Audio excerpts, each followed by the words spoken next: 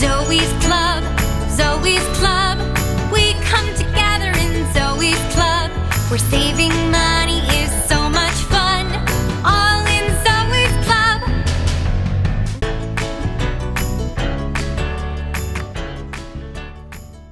Well, here we are again. We're going to start a small business, and this will be the final podcast and webinar in our series of Zoe's Club Educational Workshop, but I've already started thinking about what I can add to the program. But for today, we're going to talk about starting a small business. Now, this is something that I absolutely love to talk about. Once again, remember, we're for educational purposes only. I want to re-emphasize it does not take the place of a lawyer, an accountant, a financial advisor. It's just strictly to get you motivated to think what it takes to do what you want to do to be successful in life. So when we look at a business, what type of business do you really want to be in? There are actually 3 types. Do you want to be in a service business like a hairdresser, a mechanic? Are you wanting to sell a product? It could be wholesale, retail, could be furniture, could be anything out there that is product-based, or it could be the new caveat is online. You might be a blogger, or you might be like me, a webinar or podcast type of person. You just love to talk. Well, you know what? There's lots of ways you can make money, and you have to start a business, but you have to do it right. So in my business objective or marketing plan, exactly what kind of business do you want to do? You really have to solidify that. What do I want to start doing? And who's going to use the business that I've started? That's very important if you think about. You can start any type of business, but if nobody uses it, it doesn't matter. How about how public is it going to be, and how's the public going to know I'm in business? So how are you going to get the word out you're there? And when do you want to start? These are things you need to think about. When do you want to start running your business? Because all these timelines are important. So when you're looking at your marketing survey, and once you've identified your prospective business you're wanting to start, who has been in that type of business in the past? Did they successfully complete the task, or did they close within a certain window of time? You know, there are many types of businesses that get out there and they don't realize exactly how long it takes to be financially stable in a business. They think, oh, I'm going to open this cupcake business, or oh, I'm going to open this decorating business, or I'm going to sell from network marketing. So they start network marketing, and they don't realize it takes a while to get strong. For a restaurant, it takes anywhere from 5 to 7 years. For a beauty shop, it takes at least 3 years to be a strong business. So you have to figure out, how am I going to actually successfully complete this job? So how many people in the past opened and closed? But how many are currently open in that field? And once again, what's the projected market of how the market's going to shift in the future? Because a lot of things can be detrimental. For instance, if I'm opening a cupcake business, and I love cupcakes, so I'll use that one. So I'm opening a cupcake business, and I'm deciding that I'm going to sell all these cupcakes. How many cupcake businesses are there? Well, what happens if the nation decides that everybody is fat and they need to lose weight? So they put this big campaign about obesity going out in the country. Well, what happens to those cupcake businesses? Unless they come up with a low-fat one, all of a sudden, what used to be a nice specialty item all of a sudden becomes oh, you can't go eat that. We have to go to the juice bar or the fruit market. We can't eat that. So therefore, what happens to the 20 cupcake businesses that opened? You have to think about that. I just use that for an example because I do love cupcakes. So in any business, you have to have a strong strategic plan. That strategic plan we've talked about before, we're going to talk about again because you cannot emphasize it enough. What is your mission statement? Why are you doing what you're doing? What are your core values? What is the strength behind why you're doing what you're doing? What is your vision? What do you want to do in the future with your business? Have you done a SWOT analysis, those strategic strengths, weaknesses, opportunities, and threats that are going to be with your company? What about the objectives? Those objectives of why you do what you do. Those long-term and short-term goals, the action plans, and the funding stream in and out for your business. You really have to stop and really concentrate on those areas. I can pop through them within 5 seconds, but on the same side, this is where your meat is on your company. If you don't really hone in your strategic plan, you will fail. Period. There's no way around it. There's no jumping over the bars to get to this. You have to do the work. So know your team. Who's in leadership in your team? Who are you going to have taking the decision-making processes, and do they have the knowledge? You know, I've seen companies fail because they've hired their good old buddies. They might have been best buddies all the way since high school or even elementary, and they decided they want to hire Jimmy from, their second grade class because they know Jimmy and they like the fact that he wore Nike tennis shoes back when he was little and he dressed cool, so Jimmy's cool. So Jimmy needs to be the vice president of my company. Does Jimmy have the knowledge that it takes for you to be successful? Does he have the backbone it takes to make those hard decisions sometimes? What about the team players? Are they team players or are they super chickens? Are they those team players that are willing to go the extra mile for everybody in the team and not take all the credit? Or are they ones that just want to be the peacock? They want to show everything they've done and it's all mine, mine, mine. So listen to their vocabulary. What are they saying? What about your external business suppliers? Are you buying wholesale from another country or are you buying wholesale locally or are you using different vendors? Is all your vendors going to be in the same type of area? So you've got shipping costs, you have whether it's even accessible or not. So these suppliers are going to be key ingredients. What if one supplier, you buy most of your stuff from one and that one closes? I know a company that they had a business that was quoted as made in the USA, and the key ingredient to their business could no longer be bought in the USA. It could be imported for pennies on the dollar for what they were doing, but their slogan was made in the USA. What were they going to do with that? That's a hard call. Do you change your slogan or do you use your ethics and go ahead and buy from USA and go ahead and find a new supplier that can take care of your need and spend 5 times what you would have instead of importing it? These are key things you need to think about with your suppliers, your business suppliers. What about your networkers, the ones that are actually going to be helping you to get established within a region or within a specific field? Do they have a strong history or a strong background reputation that's going to help you have a solid business, or are they maybe from the past? and still stuck in the past. And, sometimes I go through that same thing. I'm trying to figure out how to do certain things, and I have to look at it. Where am I at in this scheme of things? And how can my group of people, my team, my tribe, help me to motivate to get to that next level or that next step in business? What about your competition? You have to know your competition. They always say keep your friends close, but your enemies closer. You got to know what your competition's doing, guys, because they are going to watch everything you do. I get told every day, we saw what you did. We know what you're doing. We see what's going on. They're watching you. So are you watching them, or are you just thinking, put my blinders on, go tunnel vision, do what I need to do? No, look at those guys. They are watching you. You watch them. What about your advertising team? This is where it's tricky. You can't wear every hat in a business. You cannot do it. So you have got to have a great team that's going to help you to get your advertising done, whether it's radio, whether it's TV, whether it's newspaper, whether it's social media. Unless you are just a fantastically wonderful, talented person that has more than 24 hours in a day that you can produce absolutely everything, you better have an excellent team. So I always cherry pick the very best because I want the very best on my team because they're going to help teach and lead me to the correct decisions I need in advertising. So when you're doing all these expenses and you're writing your expenses down for what you've projected your business to be, and you're doing that budget, you need to figure out how much it costs for you training to be better at what you're doing. Whatever anybody does, if they don't ever strive to be better at it, it will become stagnant fast and fail.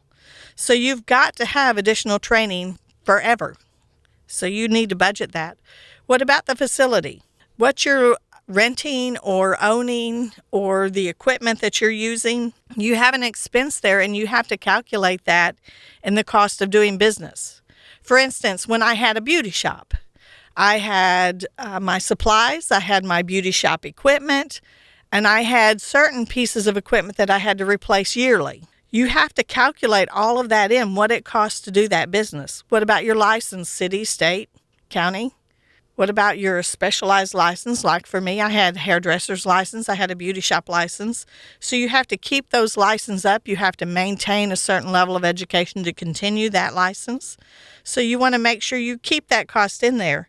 And what about your startup costs? Now, see, your startup cost has two options. You can either depreciate your startup cost or you can take it off originally right at the beginning. But when you do that, That's where you need the tax advisor to help you calculate which is the best choice, to depreciate or to do it. In some businesses, like a construction business, they'll sit and they'll look at the cost and they'll depreciate it over 7 years' time or 4 years' time or whatever the job length of that time is. They'll do all the calculations for their expenses, and if they make $1, it's worth it for them to do that job for $1. And I'm like, $1 profit is not good. I'm thinking, no. But he said, but Davine, look at this. You're actually paying how many employees? You're taking care of your company because you've got all of your expenses of your company completed. You've paid yourself a salary because that's in that calculation. And if you make $1, you do the job. But if you don't make $1, you don't do the job. It's very simple. Know your startup costs. What about your monthly expenses? You will have them. You have to calculate them in there, and you have to kind of guesstimate about what they're going to be. I'll use the hair industry as an example. I was a hairdresser. It takes $4 to clear $1 in the hair industry. So for me to make $25,000, I have to actually produce $100,000 worth of hair. But in the furniture business, if you can have 5 to 10% profit margin, you're doing wonderful. In some things like, for instance, appliances, sometimes there's only a 5% profit margin on a company. By the time you calculate your roof, your electricity, your shipping, your product, your salesperson, your insurance, everything, it could be just 5%. So when you're looking at 5% versus 25%, you're thinking, hey, that's pretty good that you got 25%. Well, you have to do $100,000 worth of hair to do $25,000 worth of income for the year. That's tough. You're calculating how much taxes you're going to have to pay because you're not having somebody else subsidize those taxes as a business owner. You're doing the whole bit. So you have to stop and think of every bit of this when you're looking at it. What about your supplies? This is where a lot of holes in your pocket happen with a business. They will buy top of the line, or they will buy too much trying to save a little bit of money. And in doing so, it'll get old, or it'll be bad and they have to throw it away, or it didn't sell as quickly as they thought they would, or they didn't find a partner that maybe they could split a case with. A lot of times you'll find somebody you can split a case so that you can get that great price, but you're not paying for a whole case because you won't use it. Those supplies actually eat up profits. You would be surprised how much those little packages of ketchups actually lose money, profit, for a restaurant just strictly because somebody just grabbed a whole handful and threw it in your bag whenever you went to go to fast food. And you and I both know now you have to say, can I have ketchup, please? That's why, because that little 15-cent package of ketchup wound up being all of their profits eat up. And what about your staff? Are your staff working optimum, or are they doing the barely theirs? You want an optimum staff that's going to work their hardest for their company, for that profit that you're trying to reach, so that they have a stronger business to work for and they have a better salary because they prove that they're willing to work for it. So you need to know your competition, and this is where it gets tough. You need to know their strengths, their weaknesses, and how you're going to compare against it. Their location. Sometimes just moving locations can make a huge difference. What about the cleanliness of that location? And this is huge. I don't know how many times I go into a business and I will see dirt on the floor, or I'll see spider webs on the ceiling, or I'll see just big gashes in the wall or scratches that they didn't clean up. It doesn't take long, guys, to wash a wall or to clean up. Just do it. What about their brand message? What are they saying? If I go into a restaurant and it's messy and my brand message is that I'm the cleanest restaurant out there, does it qualify? No. You have to think about that. What about your staff's reputation, personally and customer service-wise? Do they have a good reputation as being a kind person? And do they have great customer service? I had a waitress I worked with one time. She fussed all the time, and she would give it to those customers that would come in, and she'd say, well, why don't you go pour your own coffee if you want another cup? You have to think about this. That is not good business. You have got to take care of your customers. What about your updated design? You might have created a restaurant, or you might have created a business establishment, and at the time you created it, it was in style. Well, I will tell you, design changes anywhere from every 4 to 6 years. There's a little bit of shift every year that happens because there has to be a color change, a specialty change. Last year it was boxwood. This year it's cactus and succulents. Last year it was your greens and, pretty Kelly greens. This year it's the olive green and it's the peachy color. Next year it's going to be gold and yellow again. I'm sure, it's going to hit those rust colors again because it'll be a 10-year transition that it flips. So you have to stop and look at that. Is your design for your business up to date? Now, I'll tell you, in business, typically it takes 3 years for a business to grow, and then after a product to sell, and then after 3 years, it plateaus for 2 years. So that's where it's kind of being stagnant. So then after those 2 years of it being stagnant, it either raises or lowers in sales. You'll either sell more or you'll sell less. So you have 3 years to get your game plan for the 2 years plateau, because before that 2 years plateau, I want to come up with a new design. It can be a little costly in some ways, but if you do it right, it's not near as costly as the loss you're going to receive because you're going to look out of date. So you want to do 3 years, be planning, watching the market to see how it's shifting, because that shift is important, so that you can beat that 2-year plateau, because you do not want to lose sales. So look at that. Know your competition. What about the education for you and your competition? Are they staying up? Are they mismanaging their money? Is their product consistent? I had another restaurant in town I was friends with, and I had purchased from this company forever.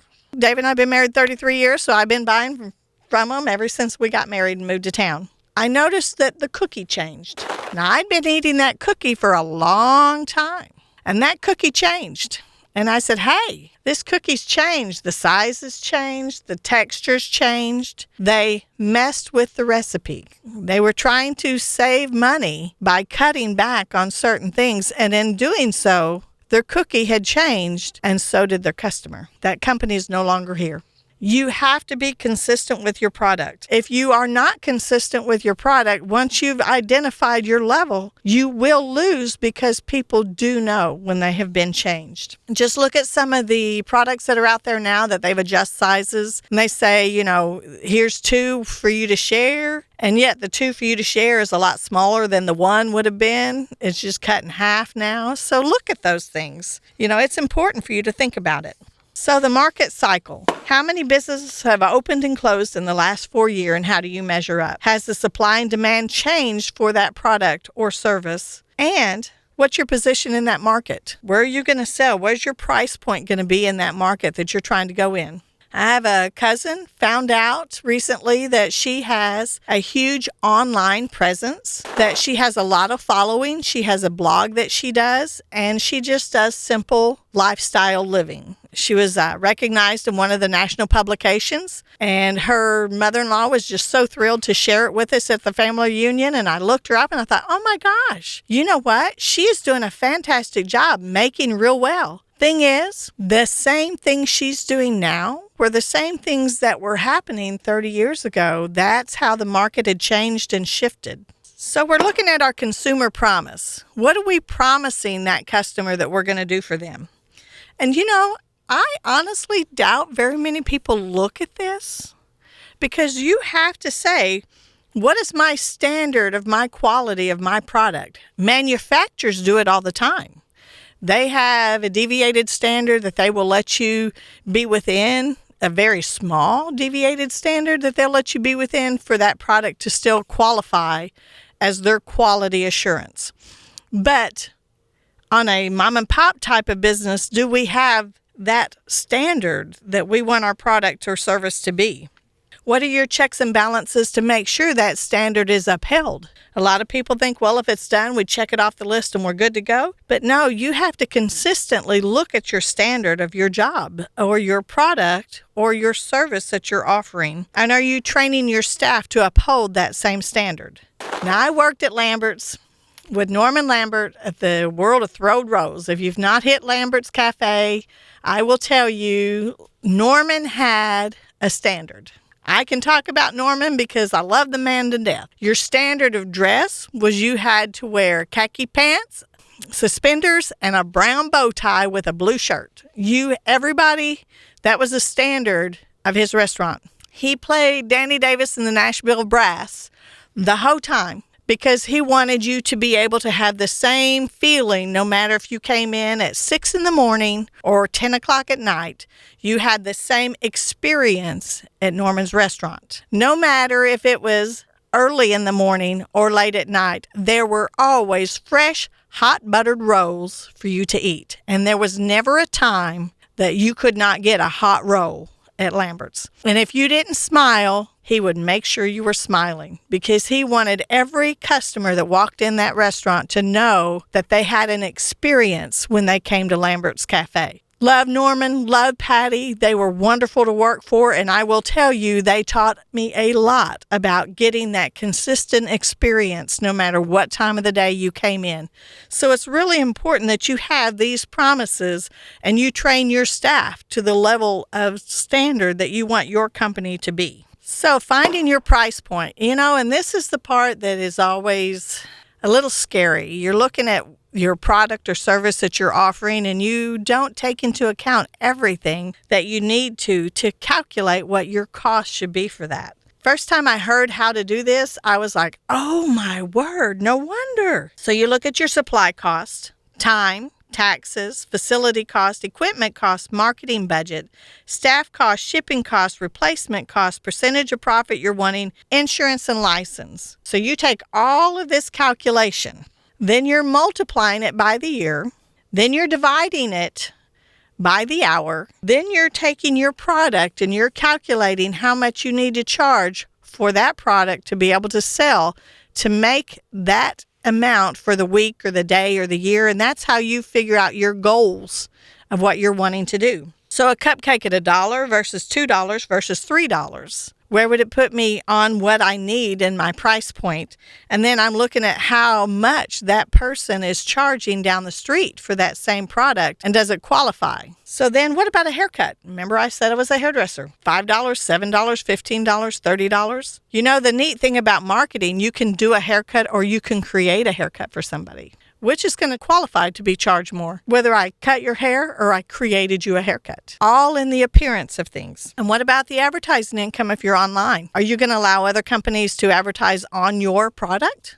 Because that's one way that online advertisers make money, is they allow other companies to have advertisements on their business. And they do contracts that they'll get, 5 cents every time somebody signs up or more. So look at these options, how you're going to break even. What is it going to cost you? And are you in the right price point for it to make? Because that price point is going to be something you really, really need to look at. So when I figured out my price point for me, what about my price point for my competition? What is their competition's price on it? And am I higher or lower? If I'm lower, have I devalued my product? If I'm higher, do I have the reputation to sustain that product price? If I'm too high, is it too risky that they'll say, no, I can go down the street and I can save 50 cents? What about, do I have a specialty item that they're willing to pay for? Whether it's hair or cooking or restaurant or a service, is there something special I can do? For instance, if I have a cleaning service, I might be a carpet cleaner, but can I clean tile? My specialty might be carpet, but I have the ability to clean tile. So my carpet is my bread and butter money. My tile is my extra money. You see the difference? If I'm doing hair, I specialized in corrective hair color. I love to cross-compare any color company out there, so I could correct color. My specialty was color correction. I specialized in hair weaves. I could weave the highlights in the hair. Those were my specialty items that I had that people would drive all over to get. My haircuts were my bread and butter money, because everybody still had to have haircuts a certain amount of time. In cooking, say we'll use the bakery as the example, my cupcakes might be my specialty items, but I might sell more cookies because my price point, they might want that specialty cupcake, but I have cupcake B that's a little cheaper, and if they're supplying cupcakes for 35 people, they're going to go with B instead of the specialized cupcake. So you always have to have a variety of price points in your store, or they will go down the street. So when you've created that budget of how much it costs for you to pay your bills, can you pay yourself? Can you pay your taxes, your insurance? And have you thought about bringing an investor in, somebody that'll help you pay those bills for a while until it gets established. So then you can either keep them as a partner or you can pay them back. Some companies are looking for businesses to invest in. If you can show them a good business plan, they will invest in your company and help you through the hard times because they need tax breaks. But on the flip side, then eventually you'll be profitable because you will be able to have the time it takes to sustain yourself. Where a lot of businesses close because they don't do all the math of what it takes to be successful, and they have to close within a year or a year and a half or 3 because they didn't have that, or they overestimated what they were going to do and they expanded too soon and they overshot their expenses, and therefore they had to close just because they couldn't sustain that higher level and their pride wouldn't let them downsize. So they closed. You have to look at this. So when you've decided how you're going to do this business, how are you going to launch it? How are you going to open the doors and say, hey, everybody, I'm here? You've got to have a logo. You have to have a font, a specific font that you want to use, that's your font. You have to have a specific color, a design, a style, and a slogan. One of those bylines that says, for ours, it's a credit union, so we're simple and convenient. So you have to have a slogan that says that you're a step above, and what is that going to be? So all of these things are important when you're launching it. But then how are you going to tell them? That branding that we talk about with your logo and your font and your style, we have special products that we know are out there that they are recognizable immediately based on their color, their font, their logos. You know immediately when you see that product what it is. You have to use that same mindset when you are targeting your market. You have to create a logo that's impressive. You have to create a font that is going to be eye-catching. You have to pick the colors. There's a psychology of color. You can look it up. Psychology of color that will actually help you identify your product based on, is it matching the color tone in that psychology of color? For health, it's blue. For money, it's green. For energy, it's red. For happy, it's yellow. Energy is orange. You have to look at these things and see if it's matching up color-wise according to what you're doing. What about the design? Is it modern? Is it going to be impressive? Or is it going to blend in with everything? The style and your message, your slogan. You want to keep all these things consistent with your branding or your culture for your company, because that is going to be a key ingredient to let them identify that company as you.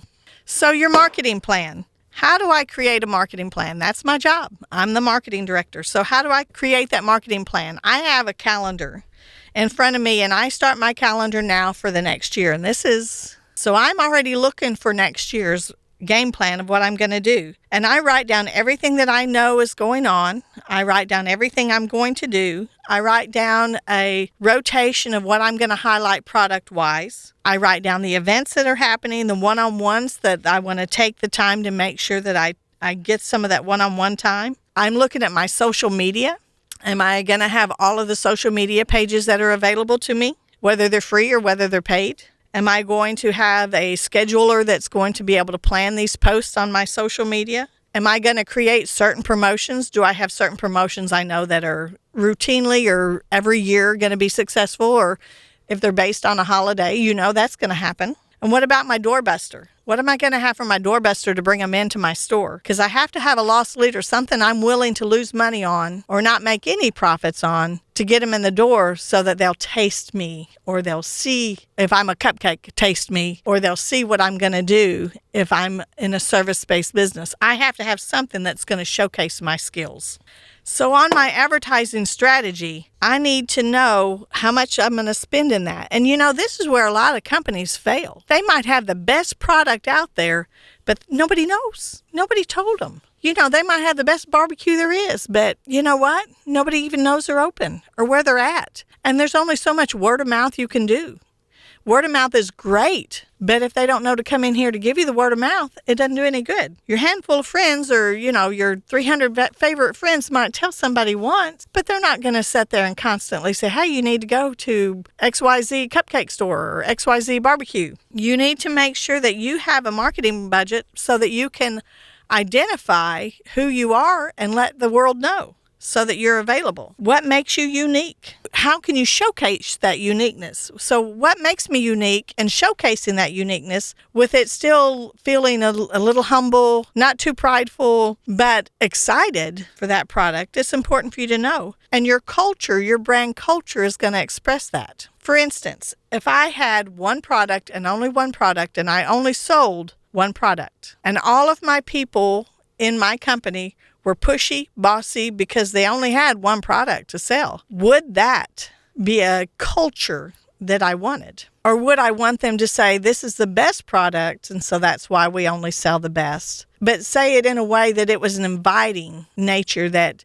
we want you to be a part of the best choice. I hope I'm conveying that thought to you, because that's where you want to think about your culture. How you express your products is going to be important. And your staff has to relay that same culture. Distribution, how are you going to send it out? So if I'm online, I have certain avenues I do online. It could be buying my own website. It could be being a part or a portion of other websites that share like conversations. If I'm a blogger, if I'm in a product base, I've got to ship it. I have to deliver it. Can it be delivered electronically? Or do I have to go face to face? Because I used to cold call. I was a beauty supply. I sold on the road. So I would deliver the products that I sold. I would ship some according to how quickly they needed that order. But most of the time I would deliver it the next week. So I was face to face. So what does that distribution cost? Because you've got mileage, you've got the car, you've got wear and tear, you've got your clothes, you've got food you have to eat out then. So you have to stop and think about these distributions. How are you going to get it there? Once your product is available, how are you going to get it in the public's hands? So then sustainability. The last thing we're going to look at is the sustainability of that company. And you always look at everything by the month, 6 months, 12 months. You always keep a chart showing you your highs and lows, and then you do it yearly so you can keep track of your sales by year, so you know what's your high months, what's your low months, so that you can prepare for them as you finally get a history. And it takes 3 years for you to actually see a solid reference of what's going to be your good months or your bad months, because every business has them. So you want to know financially what's going on and what's your next goal. Are you going to expand, or is it time for you to downsize?